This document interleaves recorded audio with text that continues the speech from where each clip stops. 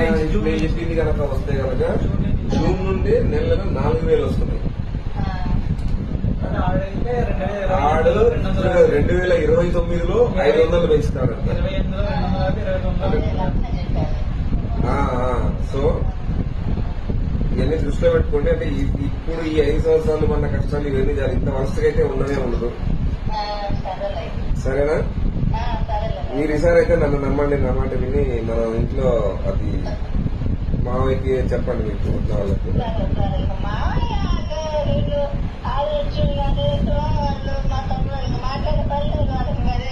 వాళ్ళు అదే మరి ఇప్పుడు మన ఇంట్లో ఎవరు ఇద్దరంటే ఎవరు? నువ్వు ఇంకొకరు ఎవరు?